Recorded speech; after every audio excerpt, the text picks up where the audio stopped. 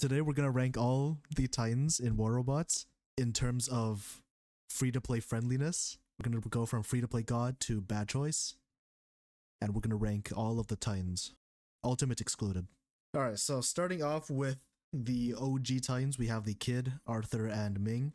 Now before we do anything, I'm actually gonna create a list just for them. I want to get into your heads that these three, this is my opinion on them. I think this is the general community's opinion. So, don't even bother. Especially since once you're past level 21, I think, you can only get them through paying platinum, which is like the worst investment you can make. Please do not do this. Going on to our next Titan, we have the Nodens. This is actually one of my favorite Titans. I absolutely love it, but unfortunately, we're gonna put him in ass. This is because healing's a really oversaturated thing in this game right now. It's really, really slow. And the second ability it has is the suppression, which doesn't do much for it to begin with. It's not that high. And secondly, a lot of robots actually have immunity to negative effects such as suppression.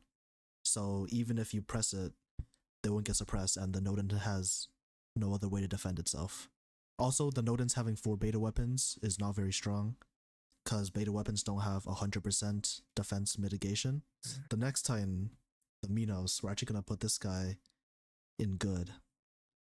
The Minos is really still pretty good right now. It's really fast when it's dashing, and when it's dashing, it's also basically impossible to hit. So like acid shotguns, you're never gonna hit a dashing Minos while it's dashing. You're never gonna hit a dashing Minos with acid shotguns. And the other thing is the Minos, the primary ability of the Minos, which is the reflector, it lasts for a pretty good time, and it's actually the strongest reflector in the entire game. So you're able to pretty much withstand a lot of robots and Titans' main abilities that would normally kill you otherwise. Sometimes when I'm in my Titan and I'm shooting a Minos, I'm always surprised at how tanky it is with the shield up. One other thing is that the Minos has gotten a pretty strong legendary pilot recently, and it's actually become free-to-play obtainable since it was in an ultimate comeback, and that means it was grindable. So if you actually grinded for it and you got the ultimate Minos pilot, you can use that on your regular Minos as well. Next we have the Sharanga. I actually made a video about this a few years ago. Due to some things in this game, salute our fallen comrade. Yeah, no, Sharanga's pretty bad. It's got like no defense. It's really slow. It has good firepower at least. The second ability, the Phase Exile, I'm not sure what happened to the player base, but especially in like the last 2 years, players don't really know how to use this ability anymore. Back in the day when the Sharanga first came out, the ability was very versatile. You can basically nullify someone's ability, you can prevent someone from getting a very important beacon, but nowadays it's honestly harming your team more than it's like you're basically healing the enemy team at this point. I don't think I've ever been helped out by Sharanga's Phase Exile in like the last 2 years. It's kind of sad, honestly. The next Titan is going to be the Murometz. I think we are going to put this guy in mid. One of the big weaknesses with the Murometz, and this was a nerf that happened to it, is they got rid of its stealth like on the way down, similar to Aojun. So it's really defenseless on the way down. And to begin with, stealth is pretty mediocre right now because of there's so much stealth meta running around that everybody runs quantum radar, or they run the unstable conduit that gives you quantum radar. Also nerfed the stealth duration of the Murometz, so like it doesn't fly as long anymore. So on top of already pretty short stealth, it's now reduced even further. But what the Murometz does have going for it is the fact that it has an EMP, which would completely block out your enemy's ability. Even the strongest enemies could be caught off guard if you EMP them at the right time. Alright, the next Titan, this one actually aged really well.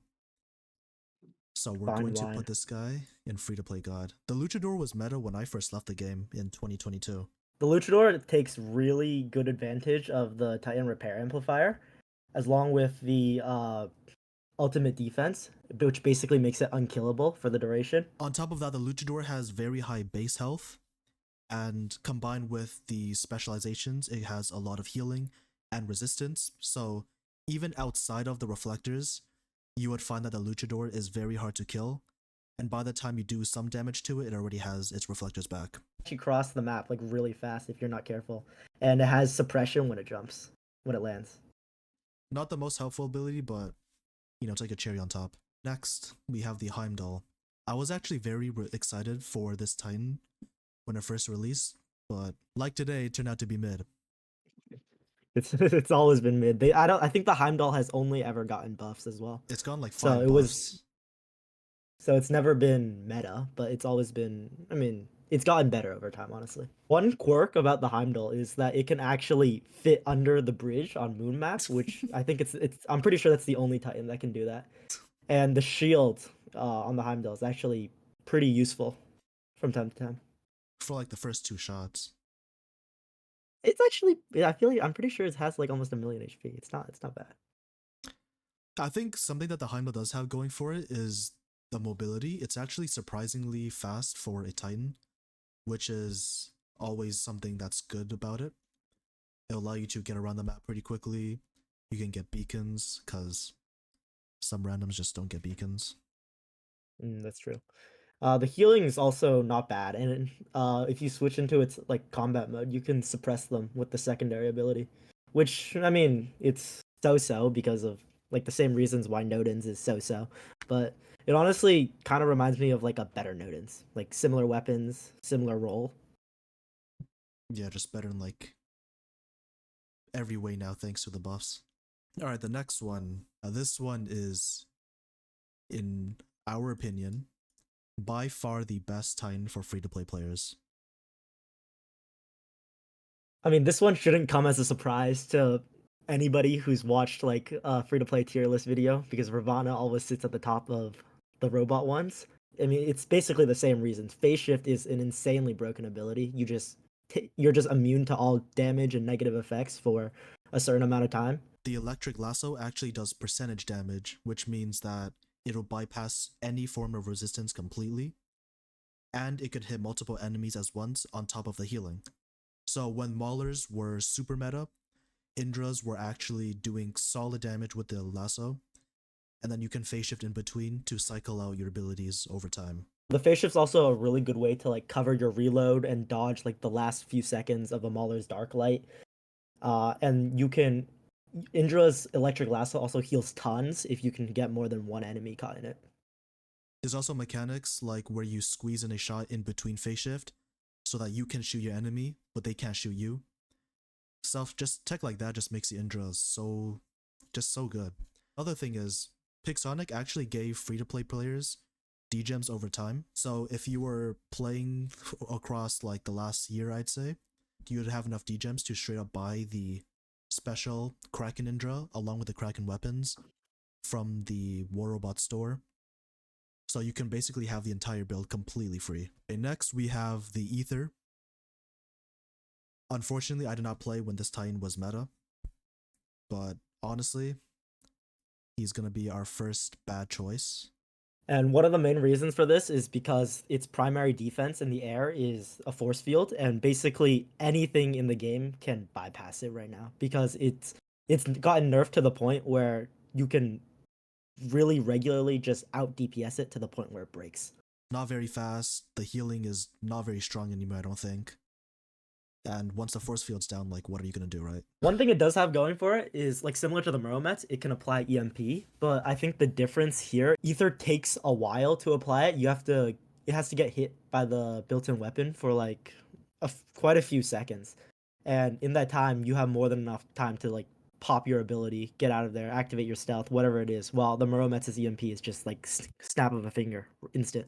You have the Sirius. You say Sirius, man. Okay. I have no words for this Titan. If you guys saw our streams a couple months ago, I actually had to play this for a challenge, and oh my god, I hated every second of it. It's so bad, man. It looks like a snowmobile. I always thought that. I have no comment. Apparently, it used to be really strong in the test server. I wasn't playing during then. I find it hard to believe. This Titan is just horrible. I don't even want to talk about it. Alright, next we have the Rook. We're putting this in bad choice as well. It's not as bad as a Sirius, but it's, in my opinion, it's pretty close. The problem with the Rook is the shields are just not that good. They're not that strong. and you can splash through them. And if you have splash, you're just basically giving your enemy a free nuclear amplifier charge. It's pretty terrible. Is the Rook's second ability, which is the castling.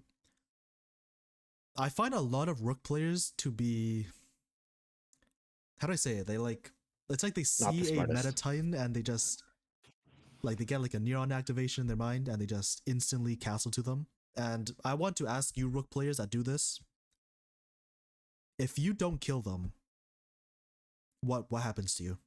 Like, what do you think you're gonna do from there? So we have the Newton, and we're gonna put this in bad choice as well. And one of the big problems with the Newton is it's like among all these Titans, it's one of the squishiest. Even though the legendary pilot does give suppression, it's not much. You basically can't even tell you're suppressed when you get suppressed by the Newton. Despite having 4 weapons that you can equip on it, for a free-to-play player, that's also 4 weapons that you have to upgrade, which is naturally very expensive considering how limited platinum as a resource is. And outside of the choke, which doesn't last very long anymore, it doesn't really have any abilities that could keep it alive should someone come too close to you. Okay, next we have the Eiffel. So honestly, for a Titan, the Eiffel is actually pretty good. However, we're going to put it in too expensive. For one pretty obvious reason. I think you guys can probably guess it. Getting an extra weapon on top of getting a Titan that's only available in the super chest. We can't recommend that as a free-to-play friendly build. Both if you fly up and dash, or like fly down, like land and dash at the same time, you actually hit a super dash. So you actually go really far with that, which basically makes it so no Titan can catch up with you. That's one thing going for it, but it doesn't change the fact that if you don't do it, you're so vulnerable. Alright, next we have the Bedwyr. This is a pretty good Titan for free-to-plays, I would argue. So we're gonna put this in good choice. The Bedwyr has a absorber shield that can cover like multiple allies at the same time. It's only front facing, but it also catches the sides. So you can protect multiple allies from the front and from the sides, and it lasts for I think 12 seconds, or it lasts a long time. Yeah, you'll definitely notice that you're shielded more often than you're not. Bedwyr's other ability, which is the taunt, is a very good supportive ability because you can basically take any player off your teammate and have them redirect their fire at you. And if they're out of range, then they're basically a sitting duck for like the 5 to 6 seconds they're taunted, because they can't shoot you and they're too far. And if they do shoot you, chances are you'll probably have your absorber shield, so they literally can't do anything. Titans don't have shield breaker besides Bersagliere's pilot. Where is also in the brawler specialization class, which means you get Titan repair amplifier, which for once it maxes, you get 30 seconds of basically being unkillable, just like Luchador. Next, we have the Bersagliere. This is another personal favorite of mine, but due to some recent nerfs to both the Titan and the signature weapon, we are gonna put this guy in mid. One big vulnerability of the Bersagliere that you definitely can't ignore is that it's really hard to use on mobile, because the jump backwards compared to on PC, it's really hard to flick and jump in the direction you actually want. And it doesn't sound like that big of a deal, but considering the game is primarily mobile players, you can't ignore that fact.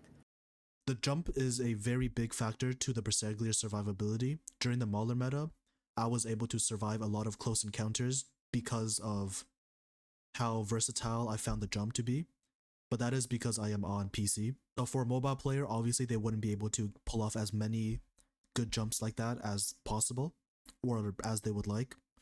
And combined with the fat HP nerf that the Bersagliere recently took, it really doesn't have much room for error. So if you mess up your jump, you're as good as dead. Yeah, the bow also took a huge multiplier nerf, which was another big part of the kit. I mean, if you're on PC, the Bersagliere could honestly be very solid if you know how to jump properly. Alright, next we have the Mauler. I'm sure a number of free-to-play players would disagree with this, but in our opinion, we would put the Mauler in good tier. The Mauler's been out for actually quite a while now, and it's been through multiple cycles of Titan pads, And Titan pads have, well, Titan pads is one of the pads that Pixonic actually likes giving away quite often. And in addition to that, it doesn't need the pilot, it doesn't need the pilot for it to be strong. Like I ran Mauler during the Mauler meta with just a level 60 pilot, and I know plenty of people who ran it with a level 20 pilot and did perfectly fine with it. Yeah, I ran mine with a level 20 pilot as well. Even to this day, I run the Mauler and it's the pilot's still level 20. And for most free-to-play players, Memoriam is a very scarce resource. And to upgrade a Titan pilot, it is extremely expensive. So the fact that you don't need the pilot, it makes life a lot easier. And the other thing is, I'm sure this doesn't need any explanation, the Mauler has incredible survivability with the DOT. Combined with the self-fix, you can basically heal up to full every single ability. Granted, after the duration nerf, you do need to time the dashes a little better, but the survivability is still incredible. It's still one of the top 2, or some people might even argue it's still the top 1 Titan in the game. It's still quite strong, even though it's not half as dominant as it was before. Alright, next we have the Devourer. Objectively, the Devourer is probably the best Titan in the game right now.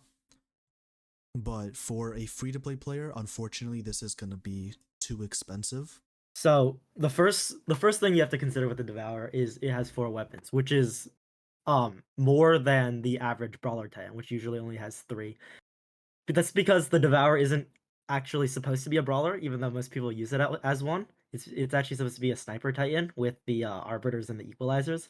So they gave it 4 weapons instead of the standard 3. Other reason we put the Devourer into expensive is its reliance on the legendary pilot and how it almost basically needs the legendary pilot to be level 100, which is insane amounts of memoriam, insane amounts of platinum. The pilot reduces the cooldown of the stealth movement ability and also gives it healing and repulse. Basically, it lets the Devourer cycle abilities with no cooldown at all, and that's what makes it so necessary, because the Devourer is very vulnerable without its stealth or without the link. And last but not least, we have the newest Titan, which is the Bjorn. And if you guys could probably guess, we're going to put this in too expensive. So the primary reason for this is just because it's so new, so that it only exists in Bjorn pads, or if you're lucky, you can get it from a giveaway. And obviously, if you get something from a giveaway, then, I mean, that's just congrats to you. Point is, it has four weapons as well, which is expensive for a free-to-play player to get. And honestly, even in terms of performance, it's not even the strongest Titan out there. So if you're spending so much to get this Titan through like a paid pad, when you're better off with the Devourer, like, what's really the point? If you guys want to see us do an ultimate Titan tier list, I guess, because there's 3 Titans now, we could do a really short video on that, or we could just do an ultimate like robots tier list in general. And include the Titans. Yeah. This channel, Sev's channel, is going to be linked in the description as well. Make sure to check out his channel. We did a tier list on the best free-to-play robots, I think like 2 weeks ago, which was pretty informative as well. Alright guys, we'll see you guys next time.